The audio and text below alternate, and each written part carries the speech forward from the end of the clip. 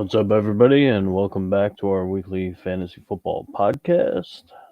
We invited in my good pal, Mr. Improv Pete, to join us. What's going on, There, sir? there he is. No COVID here, boys. We're A not on a COVID list. lot of COVID cases. Good Lord. Yep. Definitely fucking up fantasy for a lot of players this week. Yeah, that's what's rough. I'm not liking this in general because some leagues are they're on a final week before playoffs, and other leagues are in a playoff. So either way, this week is pretty important for most players. And we've got 70-something cases of COVID. It's a little bit more than average. Just a tiny bit. But of course, we come to you live every Thursday at 6:30 with fantasy reports, fantasy analysis, all the fun stuff here Thursday over here on the Facebook, on YouTube, and now on Twitter. So we've given up the Twitch and we put it on the Twitter. So we're going to see how that goes. There we go. Very excited about that, but a lot of stuff going on. So welcome. So it's not going to go live to Twitch? Is that what I'm hearing? So I don't need to open Twitch? No Twitch today. Okay. Yeah. We'll see what happens on Twitter. Fuck it. No, that's all good. I was waiting for the pop-up. No, I decided against it. Also waiting for Greg, but, I guess he that he can't get in there. Game over, Greggy, who did not make the playoffs in our league. At least I don't believe he did, but that should be a given. But he's not here to defend his bad drafting strategies as usual. Not at all. Interesting week last week in football. Notably, the Chiefs just was pounding away at the Las Vegas Raiders. Well, the Chiefs are going on a roll. And a lot of Jets lost to the Saints. It was a little bit tricky in the beginning. We were at the game.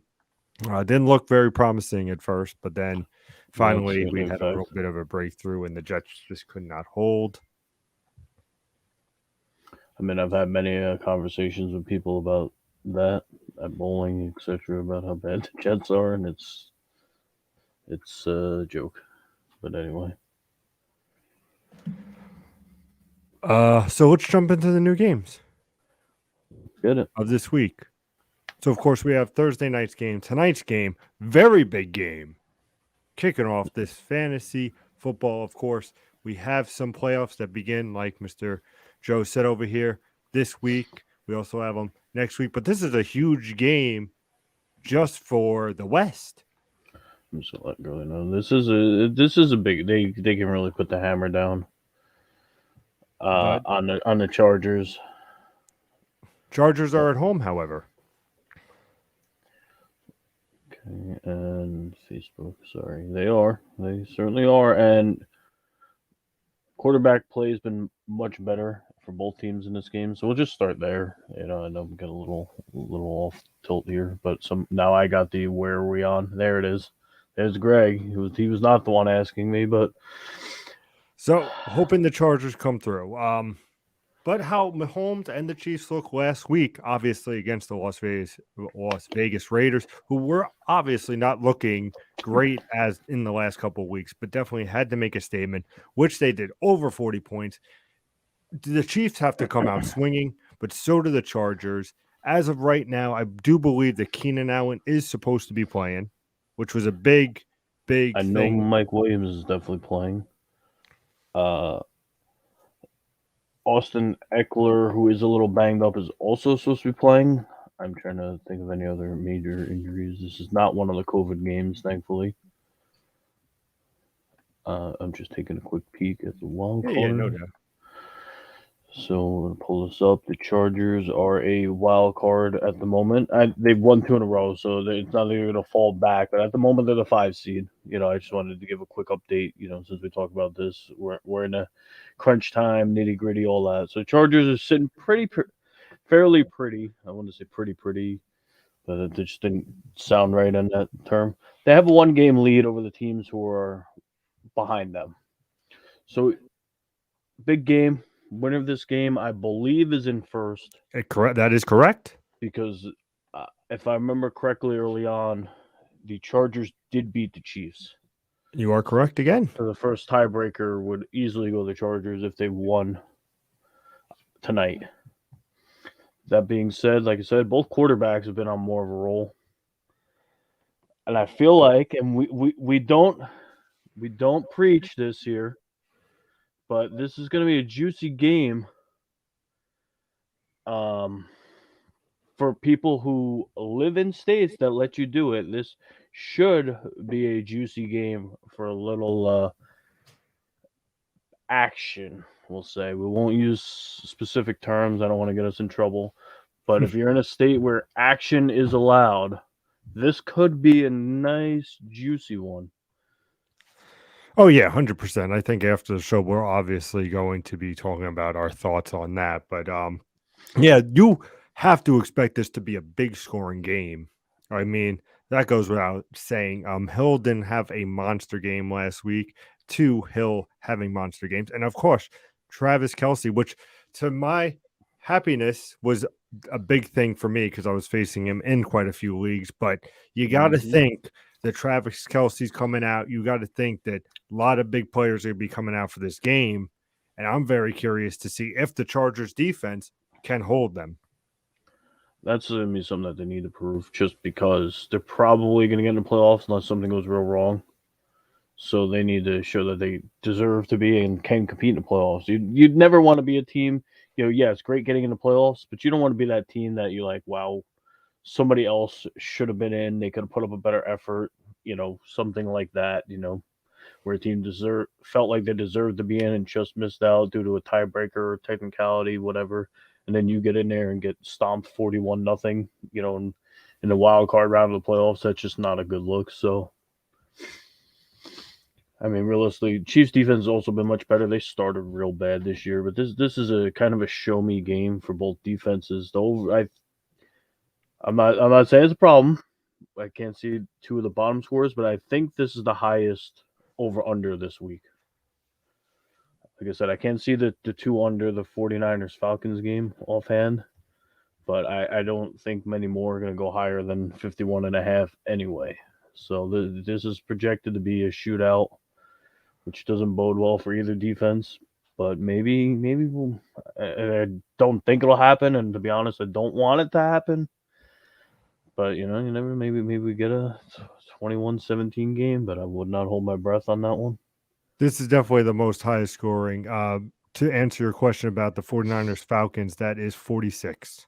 Yeah, there's two blocked by the fantasy playoffs begin under that, so I don't even know what those two games are. So I can't see their overs. That's all I'm saying. You got On the 46. The screen. Rams Seahawks is 47, and the Bucks Saints is 46.5, which is not happening, but we'll get there. Well, it could, they could, one team could put up 46 themselves. You never know. But anyway, we'll get to that one later. Of course. So I definitely see this being a tight game, but just how the Chiefs have been playing, I definitely see them squeaking out with the win here. Even though I do think that the Chargers will put up a fight. I think Mahomes, they really got to solidify why they were a Super Bowl team last year. And I think this is the game to definitely proving ground to show, no, we are in first. Like I said, the Chargers could still easily get in the playoffs. I'm not doubting that. But this is definitely for you want that home field. You want to show that you're the dominant team. And I think the Chiefs, all in all, have the experience going into this game to be that team to win. Well, if they do win this game, they got almost a stranglehold on the division because that would put them 2 up with 3 games left. And in football terms, that's not ideal to overcome, especially with tiebreakers, etc. So, the Chiefs can really put a stranglehold on this division. But like we said, both teams are sitting in pretty good shape right now. If the Chargers do win, like I said, I'm pretty sure they go to first. You confirmed it, so we'll go with it. So the Chargers, neither team would have. I mean, they're all 9-4 right now. The AFC, New England, Tennessee, Kansas City. So it is a shot at home field advantage throughout the playoffs, which is huge. Of course, because you know what elements you have, so that's a big thing as well. So these teams definitely got something to play for in this game. Who, if you were a betting man, who are you going with? So I'm just gonna throw it in there quickly. I watched Good Morning Football while as you do. babysitting earlier, and a couple of them think the Chargers are gonna pull this game out. They already won the one, and now it's at home. But I think this is just a different Chiefs team from earlier when they played, and I feel like this will be Chiefs with the statement win, putting the stranglehold on the division. Couldn't agree more. Browns, Las Vegas Raiders. Of course, Browns are at home. So here's where this gets ugly. It's a short week. The Browns now have their top two quarterbacks as of like 5 o'clock this afternoon on the COVID list. So we're already at, we'll round up 6:45 on Thursday, which means Friday, because they're playing on Saturday, they wouldn't practice. So now you have Nick Mullins, who's probably going to end up starting this game. Not really, he's probably taking second string duties, but he's not, he's not taking the first team reps with the big boys, whoever's going to be able to suit up in this game, because the Browns are one of the COVID teams. The point being is, you might be playing quarterback for the Browns at some point on Saturday. Does that give the good old Raiders a chance?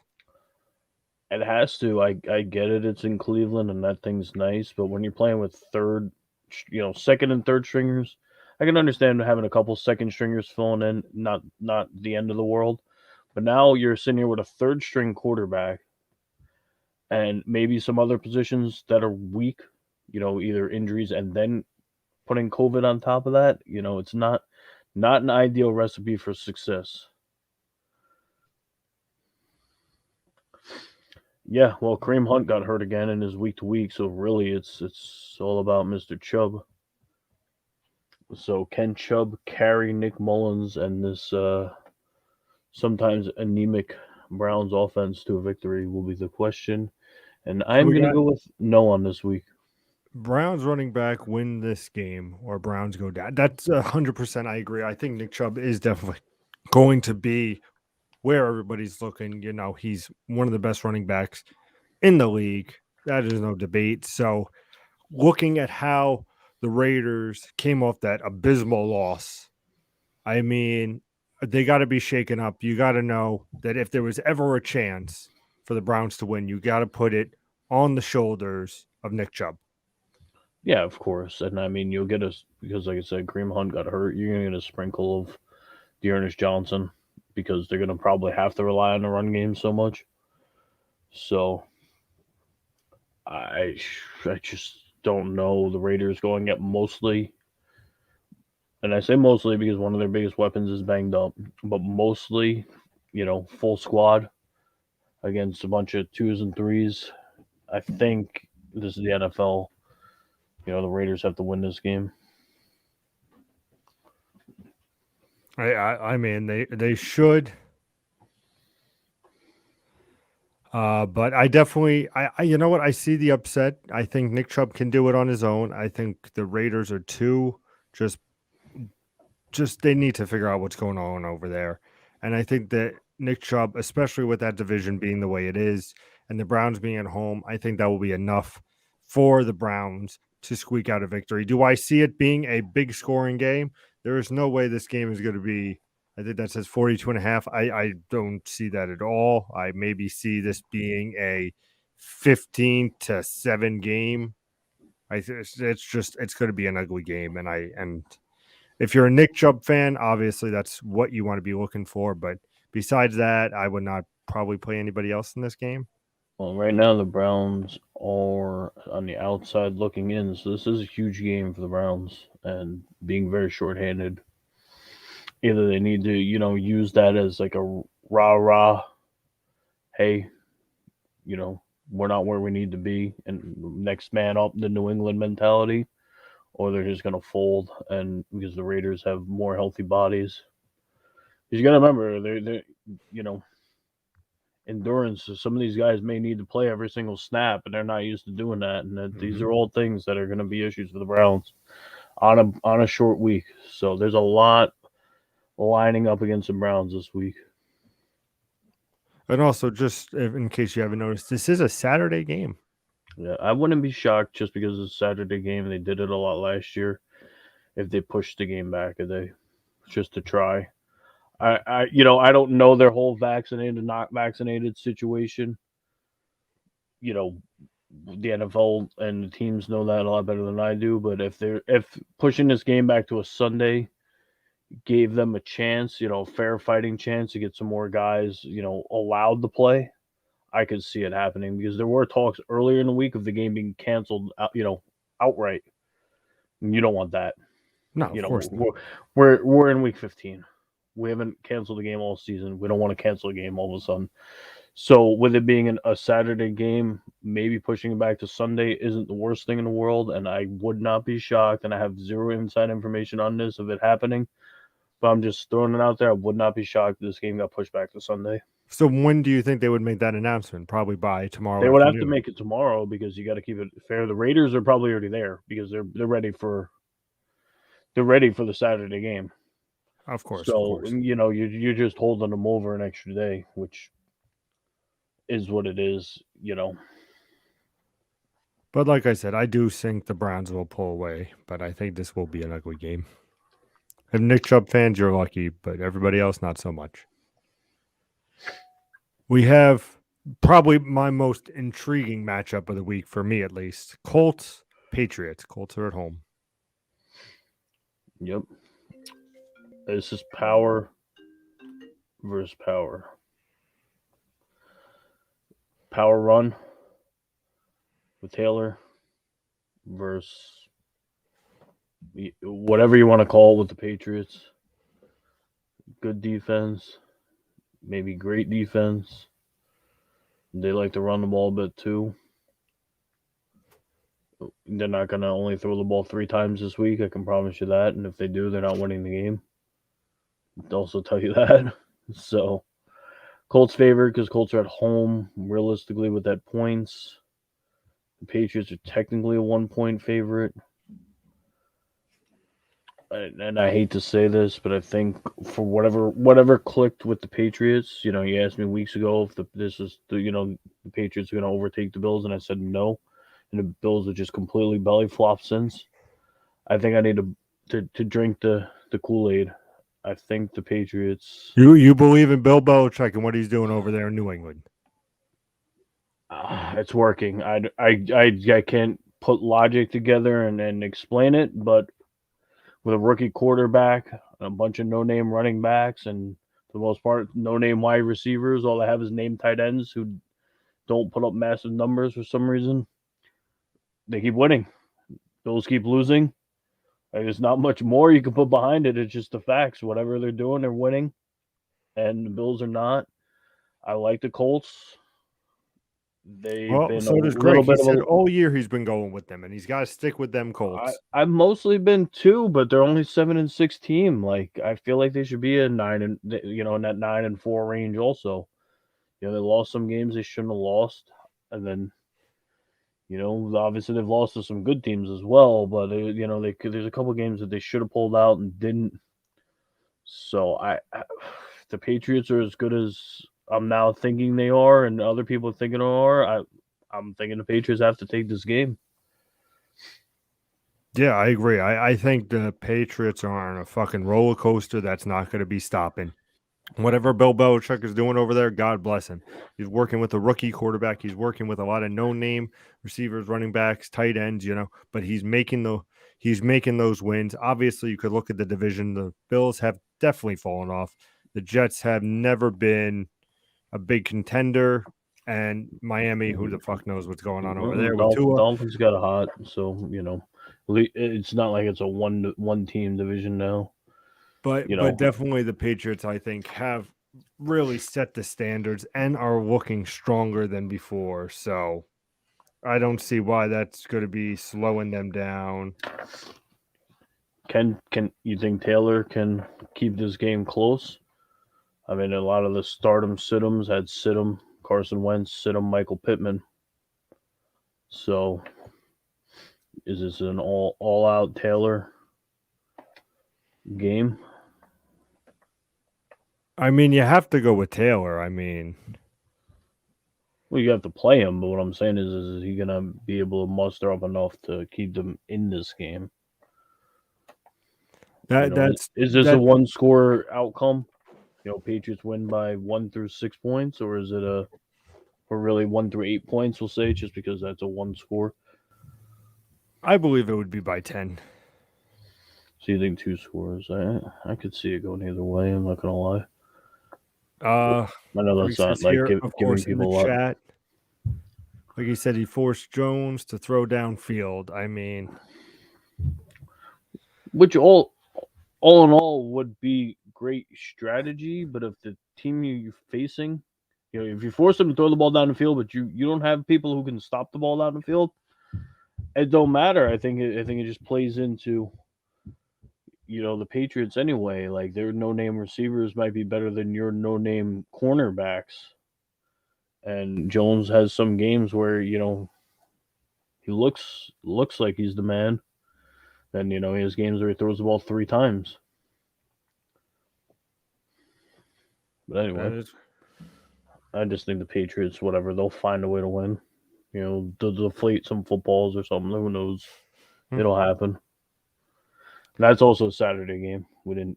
I don't think we said that, but that's another Saturday game. So if you're off on a Saturday and need a little entertainment, that's not a bad game to watch. Like I said, it's my most anticipated one. I think that this has all the potentials of being a really good look into maybe a playoff matchup down the line. Colts got to get it going. They're right on the fringe. So much bigger game for the Colts. They're the 6th seed right. Yeah, they're the 6th seed right now, and 7 make it. But you have 1, 2, 3, 4. You have 5 teams with the same record as the Colts, so Mm-hmm. any of them can jump them. 100%. Cowboys versus Giants. The Giants are good at good old MetLife. So this is the game of the week, obviously. Struggling Prescott, and now the owner all of a sudden has decided to call him out, which is probably not the brightest thing in the world. But what do I know? I don't own a football team. I don't coach them. I don't manage them. I just talk about them. Prescott has been struggling in the last couple weeks. Media all over the place, bringing that to light, and then the owner comes out and says, "I'm gonna pull it up real quickly what he said, but it wasn't positive. It was not endorsing his franchise quarterback. He said he's in a slump. Is the term he used? In a slump. Usually you hear that more towards baseball, but you've got your franchise quarterback in a slump. So we're not gonna. I'm pretty sure the Cowboys win the game, even if they said, "Who cares? We'll bench Prescott." I'm pretty sure the Cowboys still win the game. So what I want to ask you is this 10.5 spread. We talked a little about action earlier. So my question to you is, can Barkley and the boys cover this spread? The Cowboys would need to win by 11. How you feeling on that? I think we would agree that the Cowboys will win the game. That part's I don't think in doubt. But now can the Giants at home cover 11 points? That's a tough question because in hindsight, and I will say as a Barkley owner, he has been looking better. Not looking great, but definitely putting in much more of a fantasy numbers as of late. Now, Which is facing the is Cowboys fair. division game, it's going to be a little bit tough, but you know that Saquon's going to want to show up and do his thing, which I have no doubt that he will be a big factor in this game. But my counterpoint to you is okay, can Barkley do everything? Well, I don't think so. that's the problem. Mike Glennon will probably be starting the rest of the year unless he gets hurt. Because Jones having neck issues, and you never, you don't want to mess with that. Mm-hmm. So you really don't know if Jones will get back on the field this year. I don't think he will. But on the bright side is, if you're someone who loves the draft, when and if the Giants lose this game, they will be eliminated from the playoffs. Aren't they already eliminated? They might be, but in I believe reality, I they don't know are. if they definitely would be anyway if they lose this game. So, But yeah, 'cause, this is obviously, like we said, it's the Cowboys game to lose. You can bench stack, like you said, but I think the there's no doubt in my mind that Saquon will get his points, but like Greg says here, he takes the 11, and so do I. I definitely see at least by 2 touchdowns. I see this being a 28-14 game. You have maybe Saquon get you about 14 fantasy points. I see maybe 70 yards rushing and a little squeaky ass touchdown. That's what I expect from this game. Uh, we'll see. Like I said, if the Giants surprise us, but I don't believe they will. But I do think Saquon will have a nice, decent fantasy week. But yeah, I don't. Galladay, I was considering on playing this week, and I don't think that I don't. well, There's nobody on unfortunately, that team that with, makes me want to play except for Barkley. And well, for the last couple of weeks, as you know, it's been something that has been a struggle with playing Barkley from week to week.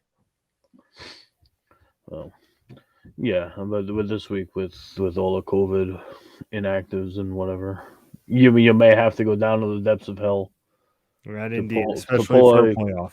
Kenny. Yeah, exactly. Pull a Kenny Galladay out of your ass and hope to get lucky, whatever. But uh, We I got the don't know. Giants D is better than they get credit for. True or false? I don't know what we would like. That's a That's hard a loaded question. comparison. Like, what are we giving them credit for? Top half of the league defense? What, top 10 defense? Absolutely not. So that's what I would need to figure out what would be giving them credit for. Yeah, I'm sure people look at them because the Giants are a horrible team that they say, oh, the Giants defense is probably terrible. If you're just using the words like that, yeah, absolutely. If you want to put up actual statistics, the Giants defense is probably mid pack at best. I'm trying to take a gander where they land. I Playing know D's this with no offense. isn't the best since two. Fantasy wise, they're the fifth worst defense. I know fantasy. This is what our show was talking about. Is more, realistically talking about fantasy, and they're the fifth worst defense. So they're not forcing turnovers, sacks, etc. So that part's not. I get that playing D with no offense is definitely a tough thing to do. The Jets did that for years with Rex Ryan when they had Sanchez or Geno Smith at quarterback. The D had to, they had to win games 17-14. I fully understand that, but you know, you're not. Nobody's confusing them for Super Bowl champion Giants defenses. No Michael Strahan here. Facts. Dolphins, Jets. Dolphins are at home. Dolphins won 5 in a row. Dolphins are only a game out of the playoffs, technically. Obviously there's lots of tiebreakers that go into this. Mm-hmm. Dolphins got something major to play for. The Dolphins rolled number 6 in a row. Jalen Waddle, I'm probably going to say this a lot today, just got put on the COVID list today. Don't know if he's vaccinated. That plays a major effect on if he's playing or not. I'm going to take a quick peek at his note card to see what it says. But he did get placed on it today, which if he's not vaccinated, he has no chance of playing. If he is vaccinated, I guess he'd have an outside chance of playing. I don't think that will affect them being able to storm all over the Jets. But I said that same thing when the Titans played the Jets and the Jets beat them. Dolphins by 10 or more, Mr. Greg says. I would say so. Waddle playing would confirm that. So here's his note card. They placed him on the COVID list at 11:41 this morning. As long as COVID doesn't spread throughout Miami's receiver room, they will still have Parker, Wilson, Williams, Ford, Mac Hollins available against the lowly Jets. They've also protected Another wide receiver in their practice squad, so nobody can take him. Waddle's 86 catches are tied for seventh best in the league. It does not say anything about him being vaccinated or not. And it does not say anything about that he would definitely be missing the game. So that leads me to believe that he is vaccinated. But obviously, having him in the lineup, solidifies an elite weapon to just absolutely trash the Jets. And as most people know, we were at the Jets Saints game. You've got to see firsthand, realistically, how bad the Jets are. They don't really play offense. Let me tell you something. There were so many catchable balls that the Jets just dropped. I understand that some of that's coming from having a rookie quarterback who's missed a bunch of time and all that. But the whole sum of the thing is the Jets are still bad either way. Michael Carter is expected to play this week, so that might give him a little jolt. But again, the Dolphins are getting hot. 5-0, like you said. It's in. It's in Miami. I think it's called Dolphins Stadium. Still, I don't know what the hell it's called, but it's in Miami, so that also plays up for the Dolphins. So I'm thinking this ends up being a slaughter anyway, with or without Waddle. I don't even think the Jets can keep it close, to be honest, unless Michael Carter just breaks some runs. Like nothing was real inspiring last week. Corey Davis has had core muscle surgery, so he's gone for the year. Elijah Moore's gone for the year. So it's all about Crowder and Cole, and I like them. They just don't fit the Jets team. Mm-hmm. If you gave me a different team and said, hey, well, Crowder's fine. He could work with all 32 teams. He's not really my thing. With the way the Jets play offense and don't have time to throw the ball, I don't. Keelan Cole doesn't work for the Jets. He worked with Jacksonville because he got to get down the field and get the ball, and he would get some big plays. There's no big play coming from the Jets, so now he's bumped up to a number 2. When you're a guy who may want to stretch the field, and you've got a quarterback who A, doesn't have time to stretch the field, and B, probably I don't want to say he can't throw the ball down the field, but it might be more of a lack of not having enough time to throw the ball down the field. Either way, he's not getting the ball down the field, so it just doesn't work. So Jets by 14. I mean, if the way the season's gone, they beat the Titans without AJ Brown and Julio Jones. So hey, who knows? But no, I'm pretty sure the Dolphins will slaughter them as long as Tua, plays within his means. He hits those big plays every now and then, but he hits the smart plays. Gaskins for 25. 25 probably seems like a right. 22 to 25 is probably right where he should be. Gesicki's a weapon. I don't know if the Jets have anything to stop him. They certainly don't have anything to stop Waddle if he plays. Myles Gaskins has not been great, but playing a team like the Jets, eventually, if you wear them down, you saw what happened in the Saints game.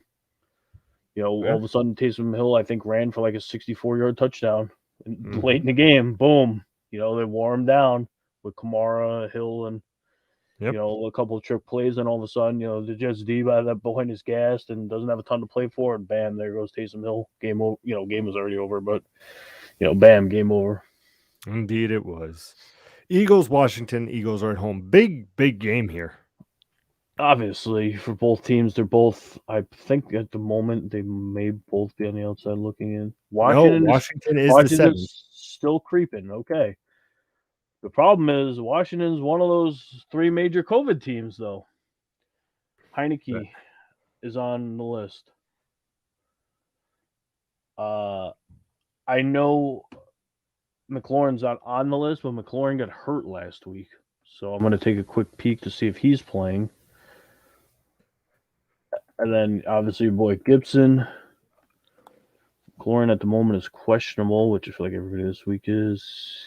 He practiced with a limited designation. He has a concussion. So he needs a... I'm guessing he's not... I'm guessing he's cleared, but, they're not risking it. McLaurin might wind up being a risky start if he's healthy.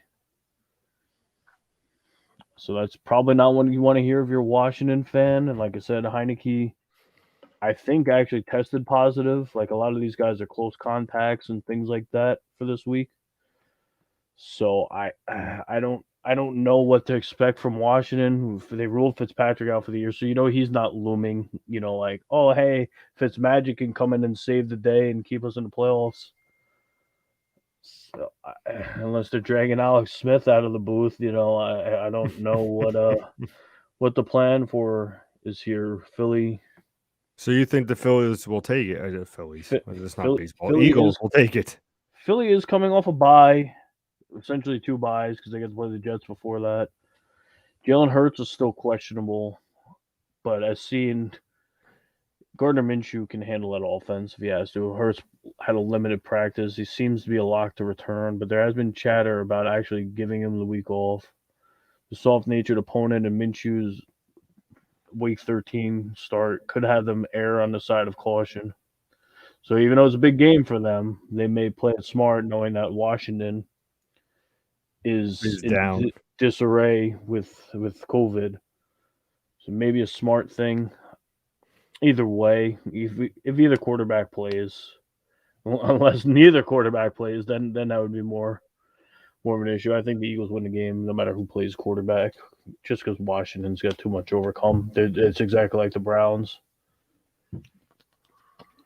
Agreed. I definitely see the Eagles coming off the bye, well rested. Washington's all over the place with COVID. So at home, Eagles division rivalry. You get that fucking energy boost. I think the Eagles take away with the win here. I don't think it's going to be crazy. I think it's a touchdown, but I don't think. As dumb as it sounds, though, say if you're somebody trying to get into playoffs this week, if you have these guys, you might want Gardner Minshew to actually play because Dallas Goedert had a huge week with him at quarterback, which is big. You may have him at tight end. Smith didn't do a lot, so that's a problem. But the running game was actually pretty good. Where I feel like if Hurts plays, it's how many fantasy points is Hurts going to get, and is it going to be enough offense for their team to score points to win the game? It's more all about Hurts when he's in the lineup. He's going to run the ball, 15 times on a sprained ankle. I don't want that. If you're a fantasy owner and you have Hurts, yeah, you want that. But if you got the other pieces, I think you really want Gardner Minshew to actually play. Fair said. Bills, Panthers. Bills are at home. Okay. Panthers look terrible. The Cam Newton experiment is It's not been paying off. It's a feel-good story for the fans more than anything. It hasn't been working. He got benched last week.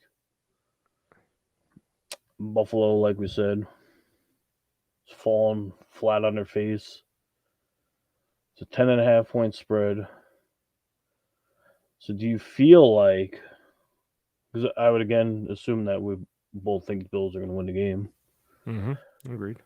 Do we feel like Buffalo's going to cover this spread and this is going to be that game that gets Buffalo back on track? Absolutely not. You don't think Buffalo? You think Buffalo's just going to win the game, but it's not going to be like 41-7? No, I think it's going to be a tighter game. Obviously, you have McCaffrey not there. We understand that over in Carolina. But the Bills need to readjust and fucking figure out what the fuck's going on over there because they have had some hard losses throughout the season. So you got to step back and say, okay, we're facing the Panthers, who are not very good. Let's face it, last in the NFC South. Let us do what we can. Singletary, usually projected for about 7-8 points, projected right now for 11.5. So I'm not saying that Singletary is a must play this week in fantasy, but definitely the Bills are going to have to use different weapons, try different things. But I don't think it's going to be as a dominant win as people are thinking. I think the Bills are honestly going to win this maybe by a field goal or a touchdown. I mean, that's going to be a little bit, everybody's going, oh, Greg over here saying the Bills 10 or more. No, I think the Bills really need to work on what the fuck is going on over in Buffalo. And I think this is on the path. I'm not saying that they're not going to turn around and lose this game, but they need to take baby steps. And this is the way to start facing Carolina, who's already just a bunch of problems. But I don't see Josh Allen putting up the points. I see this being a very close game, but a touchdown Bills win. I'm going to give you the props. You used the right word actually. Readjust. The problem is what Buffalo needs to readjust. The Panthers are not the team to figure out if what you're readjusting works. They lost White, the corner, who's one of the best corners in the league. So they need to figure out, who's going what, is the number two becoming the number one, or is he staying as the number two and somebody else is slotting in? They need to figure all that out, assuming that they make the playoffs. Those are things that they need to figure out. But now you're sitting here with Cam Newton, who's going to run, more times than not. And we all know his throws aren't accurate. So this is a game, like you're saying, that Buffalo needs to readjust. It's just they're not facing the opponent that will let them. Okay, DJ Moore's nice, and he's played better under Cam Newton, but this is not the team that you're like, oh wow, this guy who's filling in now had 3 pass defenses and whatever, because Cam Newton might just throw the ball right at him. You don't know. You don't know where he's throwing it to. So Highlight that one. We do have a fantasy question, so I'm going to throw this up on the screen and do your work, Mr. J. Okay, so it says I have Tyreek, Chase, and Deontay at wide receiver. Do I start all 3? I have Taylor at running back 1. I have Williams, Barkley, and possibly Swift. Who should I start at RB2? And should I put another running back at flex? So, Tyreek, yes. I think Deontay.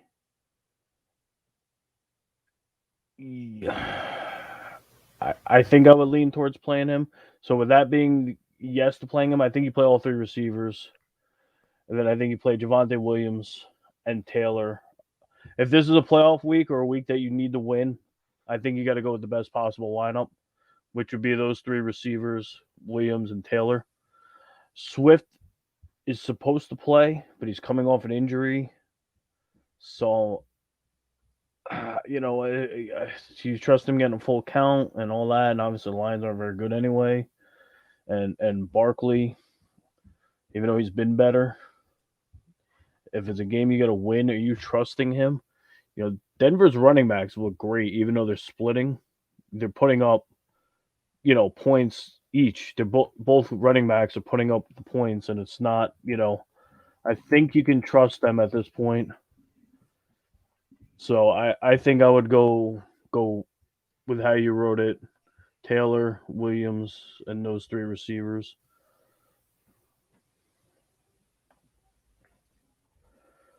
There you go.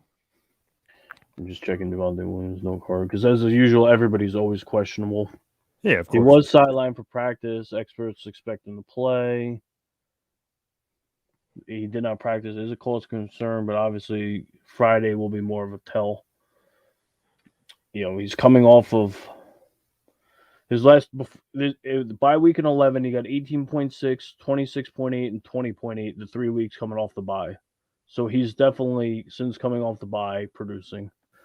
So assuming he's playing, he's your guy.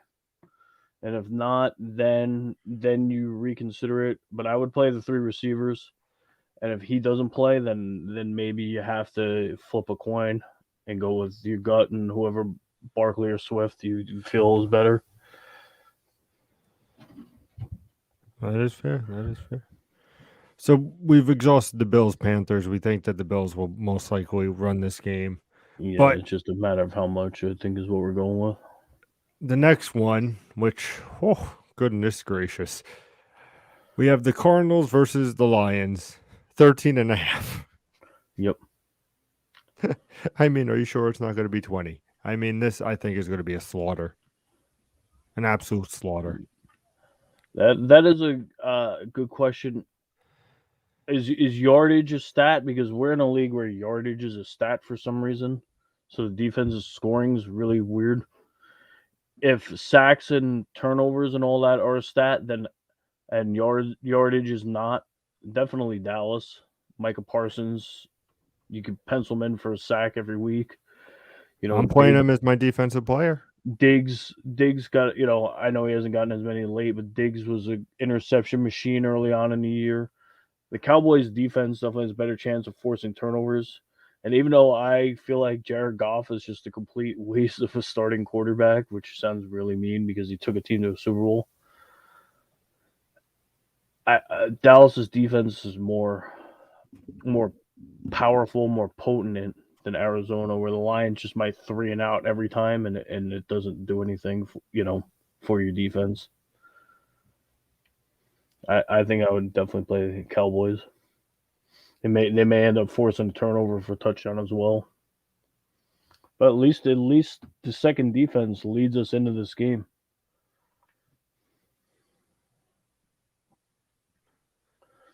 Getting back, Cardinals are going to massacre the Lions. I mean, if you don't understand that, then you don't know. I mean, the Cardinals were looking great ish, They were, but then what happened? and then little issues here and there. But when I say to you that you're facing the Lions, which is realistically like facing the Jets, I mean, this is also, even though the Lions are at home, I don't think that's going to stop Kyler Murray. I think that's going to be a big game for him. I mean, you also saw the forcing to Hopkins last week. You're definitely going to see some big pickups from him this week. I think he's hungry. He wants to No, get those Hopkins is touchdowns. out for the year, sir. Is he out for the year? Yeah, he tore his MCL. They're saying he might be lucky to get back for the playoffs. See, there is hope. So that is what scares me about the Lions actually staying in this game, is because they've lost a weapon. They've been without Hopkins for a chunk of the year, so it's probably not a major thing. AJ Green was pretty Produced good last last week week. for an aging wide receiver. More they try and find different ways to get him the ball. To a lesser extent the Cardinals version of Debo Samuel. The 49ers make sure Debo gets the ball. If he has to get 10 rushes, he's going to get 10 rushes to get the ball in his hand. So Arizona does like a lesser extent of that with more, but they understand, we need to get certain guys the ball. And as we saw the other night, James Conner scores touchdowns. And it's hard to argue against that. Is he the So, difference maker? I mean, he won't need to be. What Kyler Murray does in the game is what will affect it. We saw Murray ran for over 60 yards last week, so I'm sure he'll do it again this week. So that'll take some pressure off the running game realistically. But Connor is becoming a complete back. I get it that the Steelers drafted Harris and all that, and it looks great. But now Connors legitimately went from a bust last year to put himself right back on the map, and he only signed a 1-year deal, so he's gonna get paid. Whether he stays in Arizona or whatever. But they've shown it 2 weeks in a row. He's made one-handed catches. It was running backs, not Odell Beckham. The running backs over here making one-handed catches. One for a touchdown 2 weeks ago. One for a big first down last week. These are things you want out of your running back because you can trust him. The It's Cardinals another definitely have enough weapon that they have firepower, to worry about downfield. of course. And what was the big things with Barkley in his rookie year and stuff is he could run those wheel routes, get down the field, and linebackers can't keep up with him, and boom, he was gone. I'm not saying Connor's running past everybody, but it's a mismatch if you have somebody. If you put a linebacker on him, he might be able to outrun him, and if you put a backer on him, he's bigger than them. So it's a tough cover if they use him in that sense. Cardinals, you know, still leading the division, so that part's fine and dandy. But they're just like the AFC. The AFC's got the 9-4 teams all at the top. The NFC's got 3-10-3 teams at the top. You want home field advantage, and the Rams lurking. They're only a game behind you now because of that loss. This is a game you have to win.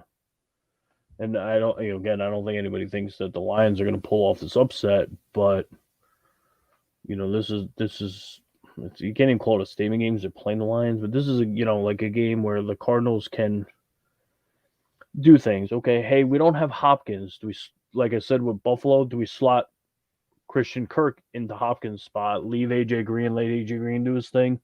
Do we slot more into that spot? Do we change it completely and now we move AJ Green to Hopkins' spot? And what kind of effect will that have? But again, like I said in the other one, where it's not a good game for the Bills to test things out. This is the perfect game for the Cardinals to test things out. Well said. I think the Cardinals will win by 20. That's all I got. I wouldn't be surprised. I mean, I I don't think teams will purposely run it up, but they could get out to a big lead early and then just sit on it. And Jared Goff's not the guy to make a comeback. I can tell you that. Titans, Steelers are home. Big game for the Titans. I mean, they have to show that they're still, that playoff looking team. I believe they are first in their division. They are. They're one of the 3-9-4 teams, so they're playing for possible first round bye. So Derrick Henry could come back for the last game of the regular season, which may have meaning, may not. But what's big with this is Titans can clinch, and you got to start somewhere. So clinching the division's a good start, and then you want to work your way up. Okay, hey, we got our division clinched.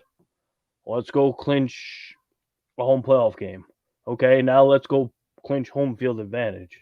Yep. It's not gonna be easy because again you're tied with 3 teams.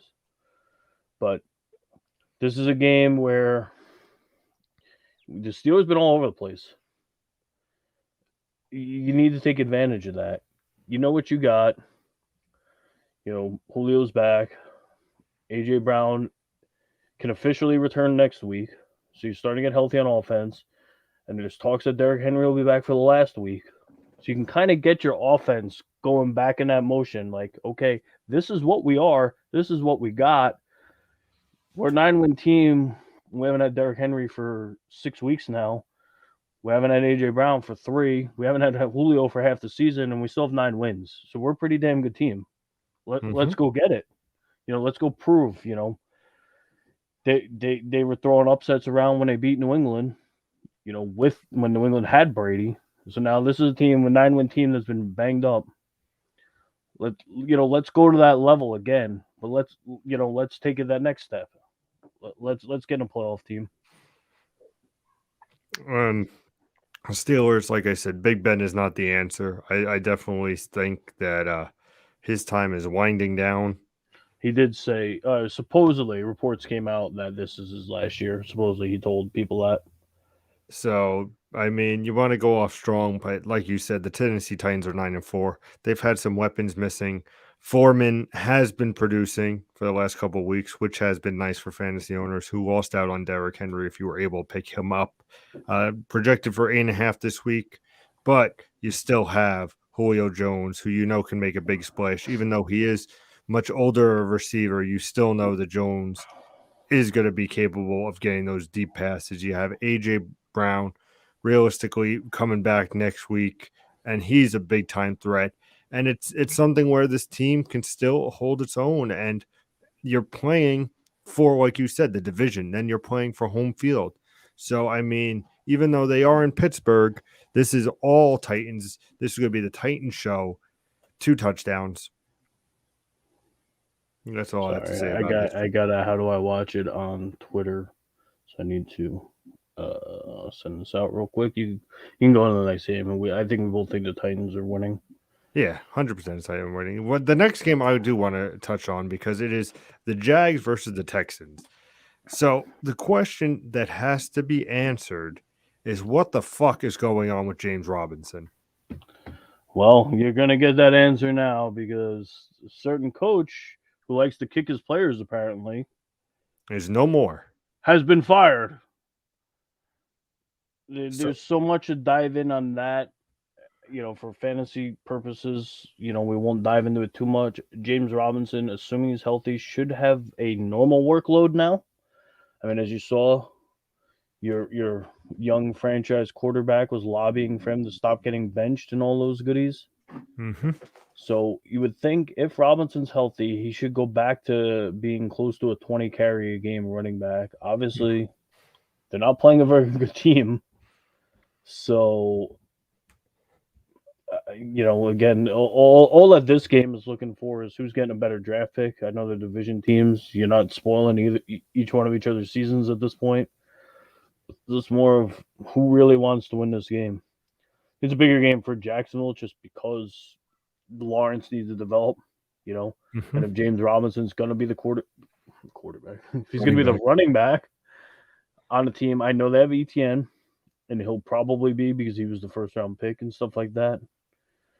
But is Robinson going to be a part of that? A lot of teams do run the two running backs. We talked about it with Denver earlier when he asked the question. Williams and Gordon have been really good.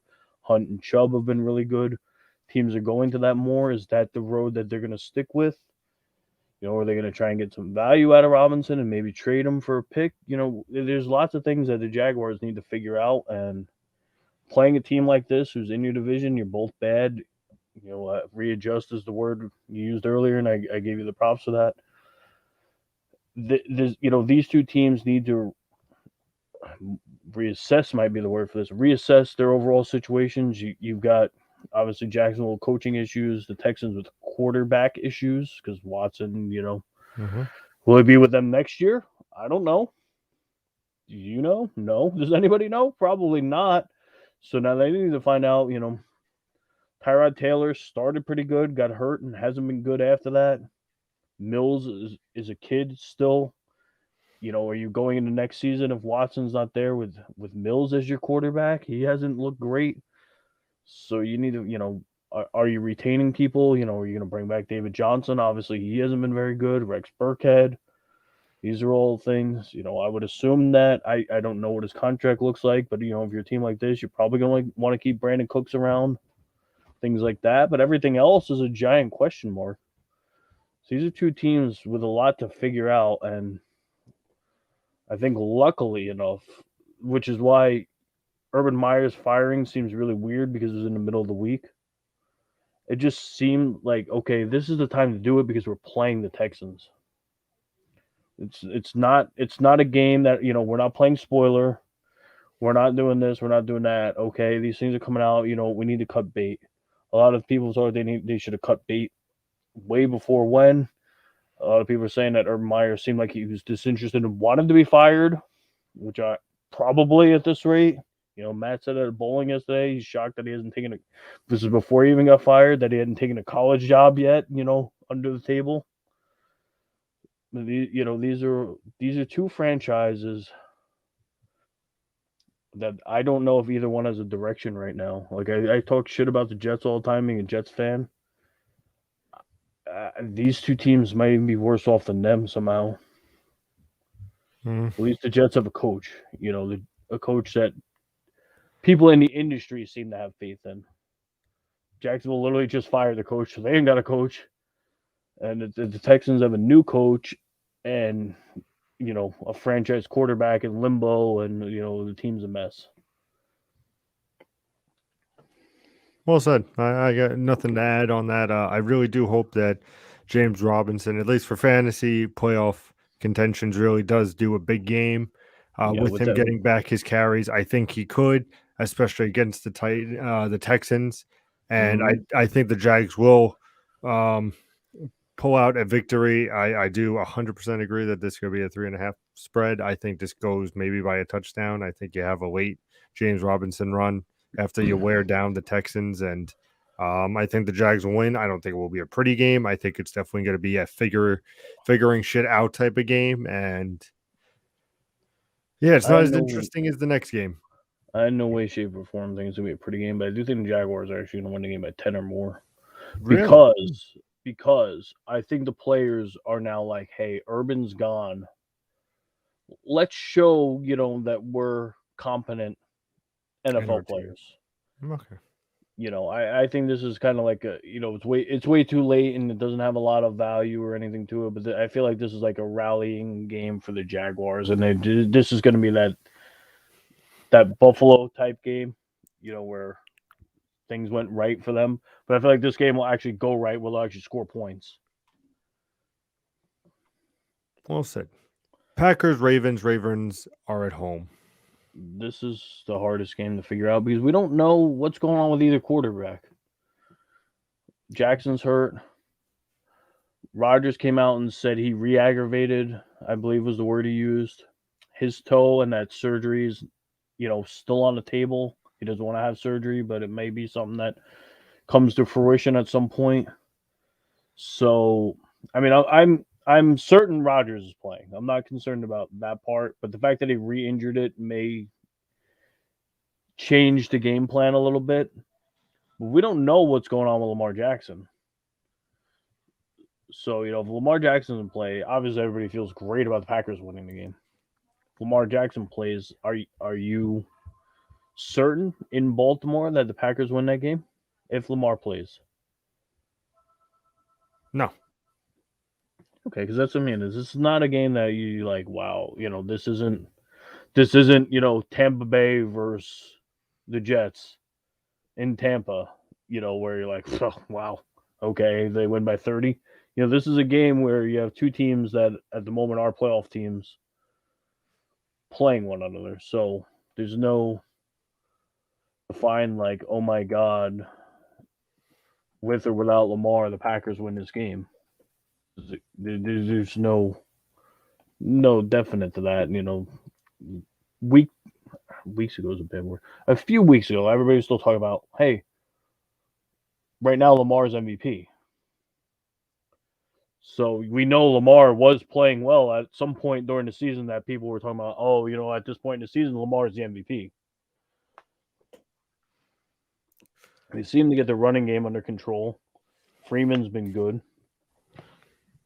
The receivers have been doing their job. Bateman's been pretty good. Brown's been steadier than normal. So I don't know. If Lamar doesn't play, obviously, like I said, everybody feels good about the Packers. This game being in Baltimore, if Lamar plays, I think this is a Ravens upset because it's a huge game for the Ravens. The Packers, we know, are sitting pretty with 10 wins, so it's not as huge for them. So I think the Ravens come out hungry and they need to win this game. Of course, I also think, though, the Packers do have to win this game as well because they are the number one seed in the NFC, and you want to have that home field advantage. And, of course, Aaron Rodgers is playing, even though he's been questionable on my fantasy team for weeks. But I don't see him not playing. I definitely see them coming. I definitely agree with you on Lamar Jackson. I think that changes up the game if he plays. If he doesn't, I definitely think the Packers will take it. But if Lamar Jackson plays, I could see a very tight game. I mean, the 43.5 is not unreasonable at all between these two teams. And I could even I couldn't even bet on this one. I would be fearful of betting on this game. But if I had to think, I think it definitely depends on Lamar. And if he does not, I give it to Packers. But even if Lamar Jackson plays, I still think the Packers are the team that need to win. They need to show dominance. Obviously, we'll get into the Bucks Saints game coming at Sunday night's game. But if you got to also think, if you are Green Bay and you lose this game and the Bucks win, you're flipping and the Bucks are taking that number one, and you want to hold on to that number one spot. And I think that's why the Packers are going to go in hungry. And I think that's why I give the edge, whether Lamar plays or not. I think the edge goes to the Packers on this game. Well, they're going to get a bigger edge. As of 2 o'clock this afternoon, Lamar Jackson did not practice. The tea leaves do not look good for Jackson starting on Sunday. They signed Josh Johnson off the Giants practice squad. And with 2 straight DMPs off last week's game, Greg Roman noted earlier that his status could go down to the wire. Regard him as legitimately questionable, but it seems more likely that he will not play. And who is this? I apologize. That was Lamar Jackson. Okay. Doubtful, though. They're saying he's a legitimate questionable, but more towards the not playing. Okay. Yeah. So I still stand by. I think Green Bay is the one to take this game. And that's just my thoughts. Yeah, I'm not. Like I said, I think it's a cakewalk if Jackson didn't play. More of a cakewalk, but I think if Jackson plays and it being a home game, that you know fans get rowdy, get pumped up, get behind the team. Mm-hmm. Ravens need to, much more of a need. I know what you're saying about home field advantage, which I've said it about 30 times already today. But Ravens aren't guaranteed to make the playoffs. I The agree. Ravens got to beat somebody. Why not start with the big dog on the NFC? Exactly, these are must-win games because they're sitting at 8-5. Cleveland and Cincy are both a game behind them, and Pittsburgh, with their amazing tie, is a little bit more behind. I don't know what you classify that as. They're 2 wins behind them, so we'll say they're 2 games behind. But Well, there's no definite. Go ahead, 100%. lead me into that one.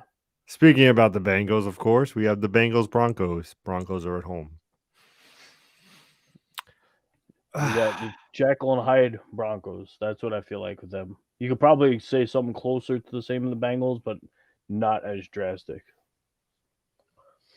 Okay. We've had Teddy.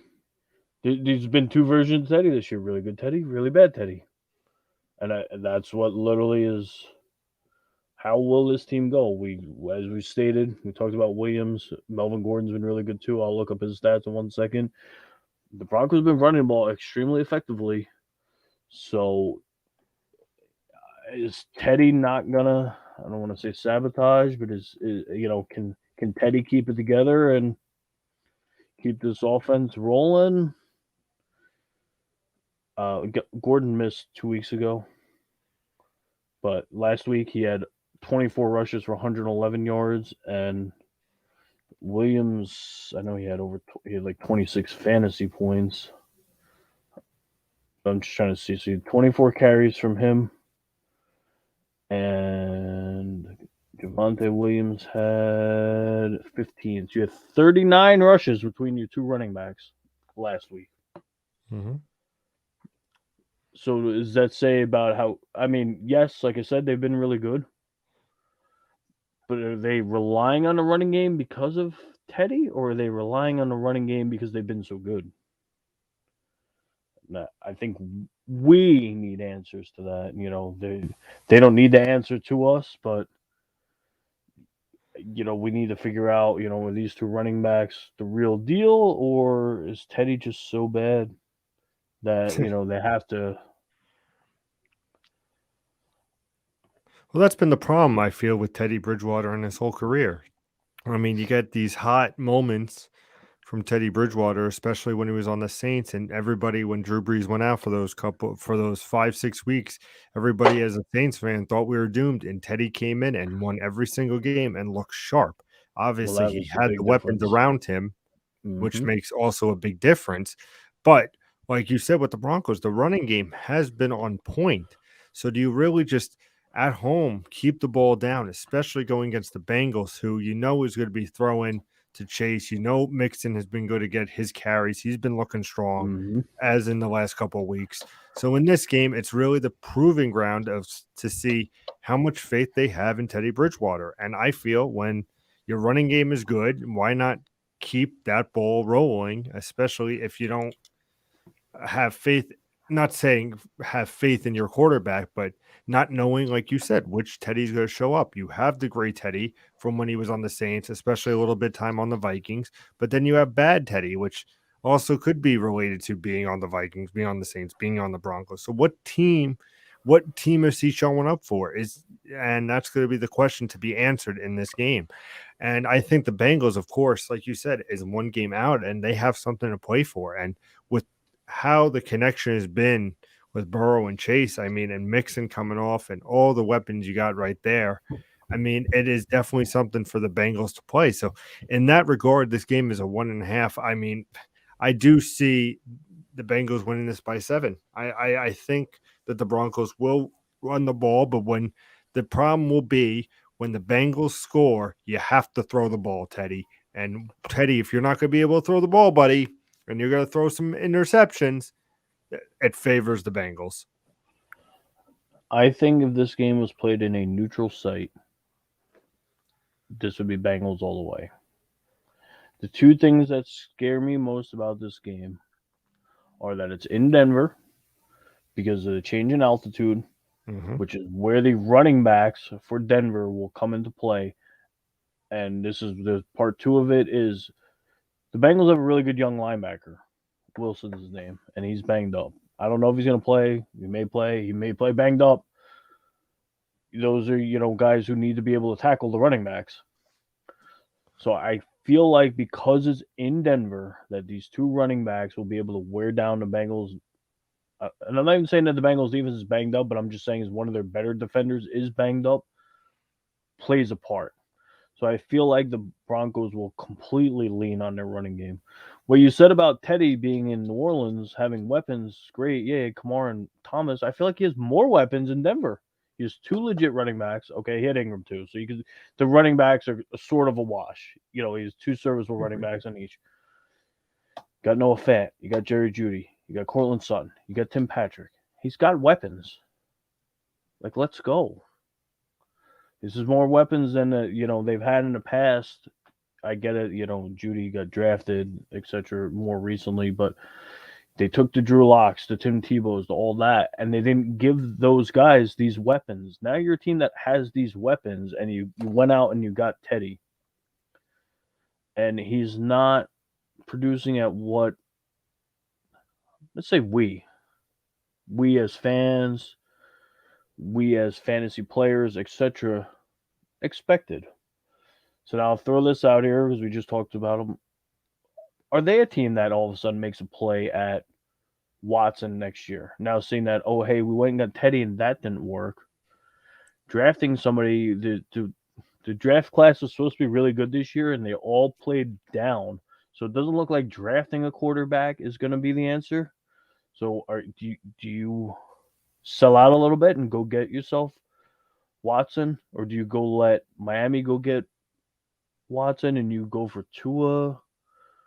Do you change guard? I guess is a question, or do you give it another whirl next year with Teddy and say, okay, we know what he's actually capable of. Let's go get it.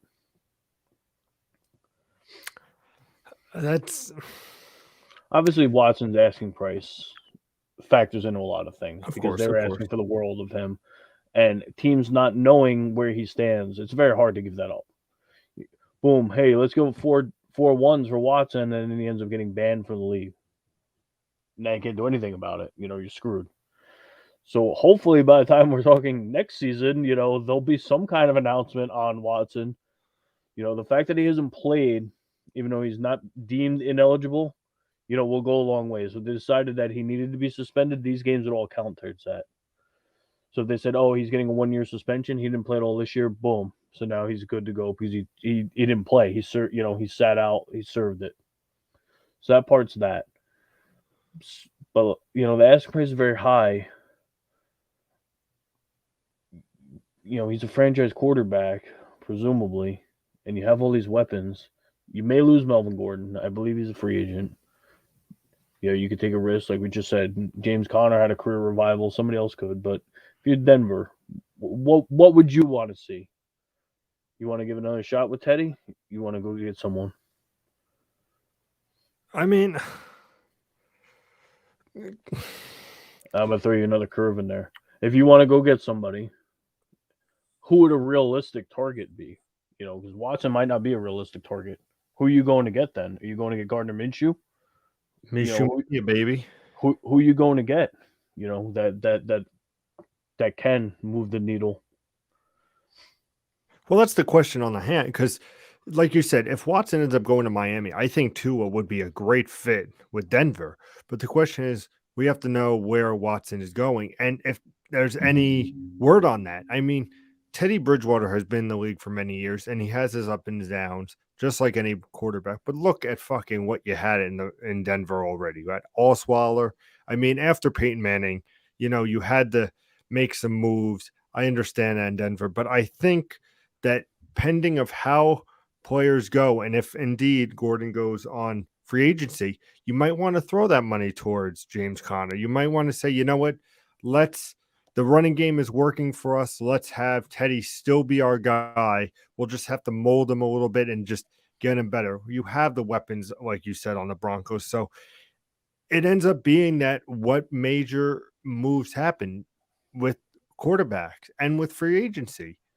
And if I was the Denver Broncos, these last couple weeks, I'd be looking in. That's what I'm saying. If the Bengals go and score in this game off the clock, you have then the Broncos fighting back. And yeah, you can run the ball, but you also have to throw when you get behind. And if Teddy plays shitty in these next couple weeks, a move has to be made in Denver. There's no doubt about it. But if he's able to plant his feet in the ground and get a focus on Sutton and all these players, why not give the man another chance? You saw what he could do in New Orleans. Granted, different stadium. You're dealing with altitude in Denver versus when you were in the Superdome, there was actually no wind, no nothing. So you have these elements. But if he could produce in the next couple of weeks, why wouldn't you give Teddy, especially with possible top tier talent being free agents? Why wouldn't you want to stick around with him? And honestly, like I said, I feel like, and it's an answer that I think that is pretty obvious. It depends on what happens with Watson. I mean, if he's coming back to play, and if he does, are there going to be moves? Does the Texans want to deal with that? Do they want to be associated, even though he may play next year? Do they want to be associated with that? Does then Miami say, no, we want him? That frees up Tua. Who knows? Maybe they can look and say, you know what? Jameson Winston, we're not fucking liking you. There's Cam Newton, we're not liking you. You've fucking been fucking us up over in Carolina. There's so many big things that can happen. And of course, Teddy's been over in Carolina and he did respectably on that team. Not saying he was great, not saying he was terrible. He was the Teddy Bridgewater of good, bad. So I think Teddy will find a home wherever he goes. But do you want to just sink down and say, no, we believe in our Teddy Bridgewater and we are going to lead the way with him? But again, I say it depends on these next couple of weeks. How will they fare against the Bengals? If the Bengals come up and score and Mixon and Chase have a game and he has to throw the ball, do they have the confidence in that stadium with the altitude with Teddy Bridgewater? So that I hope answers your question. I was a little bit long-winded. I do apologize. Well, I threw the big name at you in the private chat. They had interest in him in this offseason. I don't know how interested he is going there. But Aaron Rodgers. Green Bay's 10-3. Does he force his way out of Green Bay? I mean, I think if he does, I think San Fran's where he's going. But Denver had interest. Obviously, they have weapons. And him being older probably won't cost as much as it will for Watson. If he forces his way out of Green Bay and you are the Denver Broncos, how do you not go all in to get Aaron Rodgers? Look, that is very true. I mean, you could look at the same thing with Peyton Manning. Once he left the Colts and he went off to the Broncos, they put in for Peyton Manning and it ended up delivering from them. It's almost like that same situation. Defense, and that's what I'm saying. Aaron Rodgers is a good quarterback. Back end of your career, go off to Denver. The defenses aren't the same as when Manning went there. The defense carried Manning. Now the offense is there. The only thing that concerns me with that is, and it's not a knock on Aaron Rodgers, it's say he goes to San Fran. How does he get Adams with him? Are you going to give up that asking price? Because now look at that team. If you're sitting there with George Kittle, Deebo Samuel, and Devontae Adams, who's stopping that? Nobody. But that's a real good, on paper, that's a real good division because Arizona's good. The Rams are good. San Fran would be even better. Like, how insane would that division be if Aaron Rodgers said, Green Bay, you're not doing it for me. I'm tired of your shenanigans. I'm going home. Well, it could be the same, like I said, last year. I mean, people are going to roll their eyes, but Tom Brady, Drew Brees, Matt Ryan, and then you had Teddy Bridgewater. I mean, you had big names there, and of course, Bridgewater is one of them, but you had Matt Ryan who could always turn it on, have those big games, especially back in the day when we had Calvin Ridley, Julio Jones. You have Drew Brees who by far is a Hall of Famer, and you have Tom Brady. You're looking at the same situation if you have Aaron Rodgers go over to San Fran. Then you have these elite Stafford and Rodgers, and oh my God, like who? That's just insane. And then Kyler Murray, a young and coming up, and then all eyes literally go to Seattle and say, "What the fuck is going on over there?" Well, I mean, you could say the same thing because think about it. If you went to Denver, now look at the AFC West. You got Herbert, an up and coming talent. Mahomes is an MVP and a Super Bowl champ, and Aaron Rodgers. So if he went there, bam, look at that division. So if he goes to either one of those divisions are stacked for the next 3 to 5 years, possibly. Agreed. So let's go talk about those he two leave teams. Green Bay though? Well, that's what we're gonna find out in a couple. Well, assuming they don't get bounced in round 1 of the playoffs or whatever, we'll find that out in about 2 months. Indeed. Well, let's talk about those two teams: the good old Matt Ryan and San Fran. You already said San Fran is home against the Atlanta Falcons. Now, Atlanta won last week against Carolina. Correct. Still in the hunt. They are because again, Washington sitting in that 7 seed, 6-7. Atlanta, New Orleans, Philly, Minnesota are all 6-7. Exactly. So nobody would have thought this 5 weeks ago, but Atlanta's still in a playoff hunt, which is just insane. But yeah. coming against this 49er team, do you really think Atlanta can keep their ground? Do you think they could be a formidable foe to the 49ers? Well, San Fran's got something that's kind of the Matt Ryan kryptonite, and they have Bosa who can get back there and sack them. And that's going to play a big factor in this game because Matt Ryan doesn't have time to throw the ball. I get it; they don't have the top tier weapons that they had in years past. Ridley's not with the team. Mm-hmm. Pitts hasn't been great. Again, he probably should have a really good career, assuming he doesn't just become a pass blocker out of nowhere. So they have some pieces, but they don't have the pieces yet. And without giving Matt Ryan time to get those lesser weapons open, this could be a slaughter. And the 49ers, record-wise, aren't a juggernaut, but they're a playoff team. And their offense is really coming around. The Falcons are such a feel-good story because, they've lost a lot.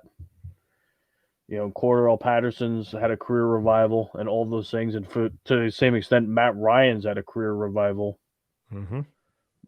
Just the way these two teams stack up against each other, this could be murder. You might be calling 911 after this game. I mean, I'm going to drop a name for you, Samuel. I mean, if he has a game, this is over, and he can produce. Of course, and it's very hard to find somebody on the Falcons who's going to be able to cover him in both aspects of the game. He played last week. They thought he might be out longer, and he played, and he did his thing. They just do their thing. Ayuk had the touchdown at the end of the game. These are all things. They have much more weapons. They're a lot more balanced. The record doesn't show it. But, they're a team that a lot of people thought could make waves before the season started. Obviously, Arizona's had a very good year and things like that. But this is a team that people were saying, hey, they could go to the Super Bowl. Now they're finally, injuries aside, playing for the most part to where everybody thought they would be. This is one of those games where as long as they don't even need to be firing on all cylinders. If they're firing on 3 out of 4 cylinders, it's not good for Atlanta, especially being on the road. 2 touchdowns, 49ers. I think so too. Unless, unless Debo goes down or Jimmy Garoppolo goes down or something to that effect. I just don't see how anywhere outside of Cordell Patterson that the Falcons can match up anywhere. Patterson's a matchup nightmare because you can split him out. You can hand him the ball. He gets the ball in space and he goes. That's his plan and that's what's worked. But other than that, It's just too much. Like the 49ers are finally playing 49er football. Mm-hmm. I agree. Rams versus Seahawks. Rams are at home. Okay. Good Lord. If We, this is we not going to be a fucking disgusting game. well, we know what happened last time, as in last week. Rams with a huge win. Lockett's out. Lockett is another COVID casualty, I believe. Mm-hmm. He's out. He's not playing. So And how is this not the Rams game? DK Metcalf has not been good. And like you said, Russell Wilson was better last week, though. You can't deny that. But still The not run, to the peak performance that he used to be for fantasy of football. course, the running backs are very good. But I don't see, even though Henderson is not playing for the Rams, this is not a doubt in my mind that Stafford's going to have a field day, especially being home. Did they rule Henderson out? I believe, as of what I looked earlier today, he's still out. Okay, because I know I have him. Obviously, we have him as well, but I have him, and I was just kind of left him in limbo. Got it. Last I looked, he was project. Okay, it looks like he's not playing now. Oh no, he's still projected. He's projected for 11.6. Oh, then that must have changed. I had 0 this afternoon. Were you looking at ESPN? Yeah. Because ESPN jumps the gun like that.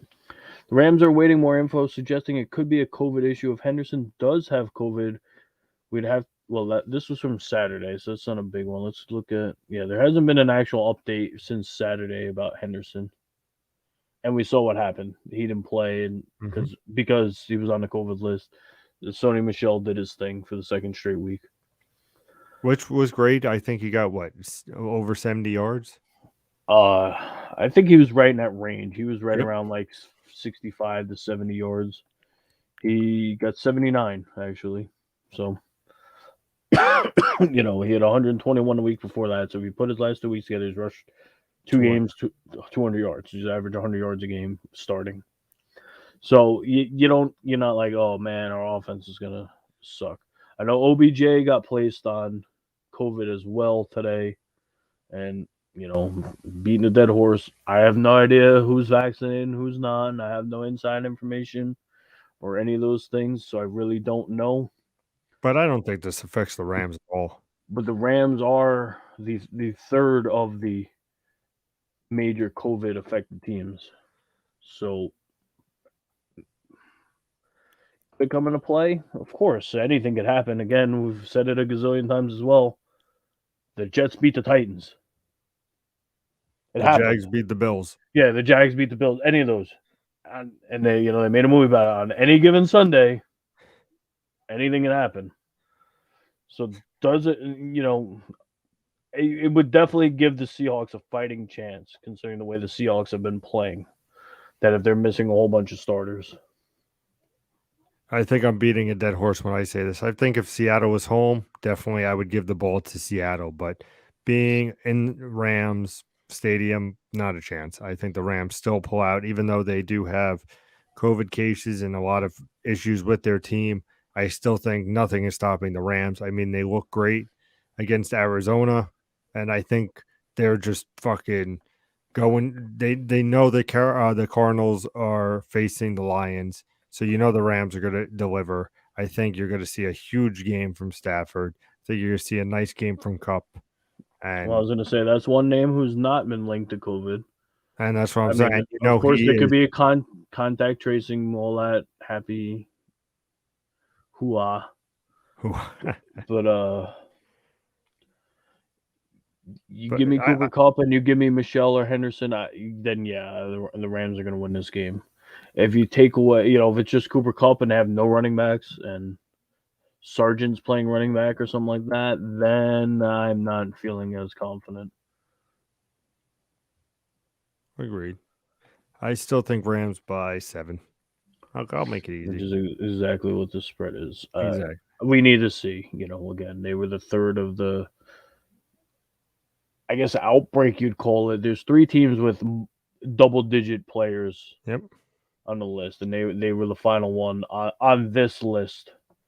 So we won't have to talk about it with this next game. Not yet, at least. There could be something could pop up tomorrow. Outbreak in Tampa or outbreak in Big Easy. Who knows? Bucks, Saints. Bucks are at home. And a huge favorite. Huge favorite. Taysom Hill's been getting it done running. Does this hurt? And does this make you like Kamara's back? Which So I want to point out, Kamara is back, and he did have a decent game against the Jets. But again, it is the Jets.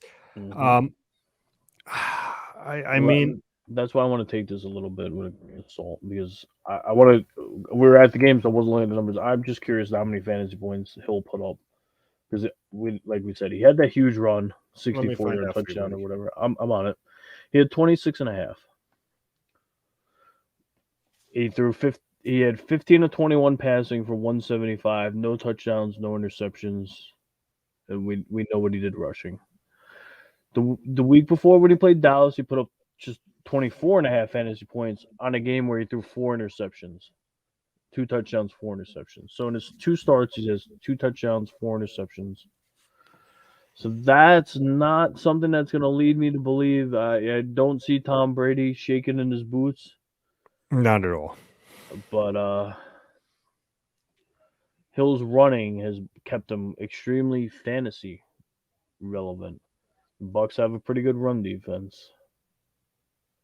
Is 10.5 too big of a spread? Too No, I small of a don't think at spread? all. What is it?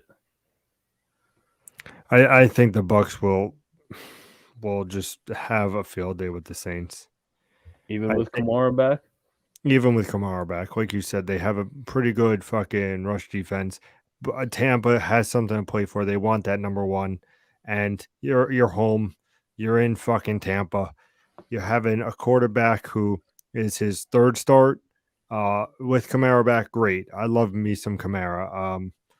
But it's something where the Saints are not the team that they were, and during these dog days of getting into the playoffs, I mean, especially like you said, you have the Eagles facing Washington. If the Eagles win and say by miraculous numbers the fucking Saints win, you still have the Eagles taking the 7th seed because the Eagles beat the Saints. So it's not looking But great for the Saints right now. And there is an extra game this season, though, so you can't. no, I understand that. With there being an extra game, if you're sitting there tied record wise, though, you feel like you got a shot. So I'm you feel like New Orleans. I mean, if New Orleans loses this game, even if all those other 6 and 7 teams lost, their season's pretty much over because the tiebreakers all come down to a bunch of things like that, and winning games in your division is one of them. I believe that So, we have to play devil's advocate. I think next week we do have Carolina, and I think we end the year with Atlanta. It, which those would be nice. I'm taking a quick peek at it right now. or it might be Atlanta and then Carolina. I know that we have good You have God division game. Miami coming up, so no, you don't. You get But Miami. is Atlanta the You last game? got Miami on the 27th, and then Carolina and Atlanta. So yes, they are. Those are. But that's what I'm saying. And with that extra game being in there, you get an extra week, so you have 4 games left. Unfortunately, one of them's against Tampa. But then we got Miami, who at the time of you playing them will still have something to play for, Agreed. and obviously playing Atlanta the last week. By then they may not have something to play for, but at the moment it still has something to play for. So So do the Saints shock the world and beat the Bucks here? you know my answer to that. They did remember beat them on Halloween. They also beat them twice in the regular season last year. Hmm. It doesn't mean anything. I But mean, are they in Tom Brady's head though? Was that a thing? Can you be in Tom Brady's head? no, I think Eli that Manning seemed to be in Tom Brady's head. I know Eli Manning's not playing in this game, but real. is there a little of that magic where Brady gets a little doubt? Like for some reason I can't beat the Saints team. Well, here's how I'm going to put this to you and it's going to be the argument I had with the Broncos Bengals. I think if the Saints come out, get the ball first, drive down the field, get a touchdown, whether it be Kamara, Hill, whoever the case may be, I think maybe that puts Brady on uneasy terms. And especially if he comes back and does a 3 and out, I mean, you could see some shakeup in Brady, but you also have to realize that, okay, say the Saints come out the first half and just do a great job and it's 13-7 at half, which I could see being realistic. A couple field goals and a score from Kamara or Hill. You have Brady who's coming out in the second half, who's going to be hungry, who's going to be decisive, and pick his opponents apart. And I think that's what's going to end this game is, yeah, the Saints could look strong, but unless you're putting up at least even 2 touchdowns against Tom Brady in the first half, I mean, this game is going to be in Tom Brady's hands. And that's just the way it is. So I we'll mean, close this game out because we're getting close to start time for the other game. I'm not rushing you, but I'm just throwing out. So does Tom Brady win this game? Cover the spread. yes. So the Bucks are going to win by more than 11. Yes. 11 or more. Okay. Yes. I think well, like I said, if the Saints come out strong in the first half, great. But there comes second half, fourth quarter, you give Brady the ball with a minute left, it feels like an eternity for that defense because he will just go down the field. He's done it many times. I don't see why he wouldn't be able to do it. No, Cameron Jordan's a great fucking defensive player. You have Lattimore, great player. But at the end of the day, there's too many weapons on Tampa. There's too many just hungry players that want to see Tampa be the number one. And I think that this is 2 touchdowns by Brady by the end of the game, without a doubt. The only edge that I could say that helps the Saints covering the spread is when you're running the ball, the clock's always moving. So it gives you a chance to eat clock away. Where, the less time Brady has the ball, obviously, the harder it is for them to score. So I think that may be the only thing that really comes into play. Is that clock management, and I agree with that. Because Hill's going to run the ball, and their best chance of being successful is Kamara running the ball. So, there's no Michael Thomas, there's none of that. So throwing the ball is, obviously not the best option with this offense. So can they run the ball 40 times a game? This game? Maybe. If they do run the ball 40 times a game, though, that's what I'm saying is may affect them covering the spread. Because once you get down, later in the game and you're down 2 scores, you got to throw the ball. Unless they're legitimately giving you the run, which I don't think they would.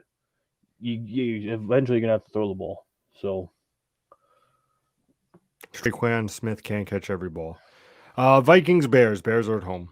Vikings have something to play for. They are in the hunt. Cook, even though he was banged up last week, did not show any kind of banged up. He certainly did not. He went off, and this is the second time that he's done such a thing while playing hurt. So, with that being said, cakewalk win for the Vikings? Easy. I think so. No Adam Thielen again, though. Does that change anything? No. Okay. You have Jefferson. You have fucking Cook. Yep. Conklin, who was supposed to be a factor, oddly enough, was not last week. But you have him, and he could be a big part of the game plan as well. Hmm. I think, like you said, it's just too much. But, they're another frustrating team. Kirk Cousins is supposed to be an above-average quarterback, and you have all these weapons. And why? Why are we sitting here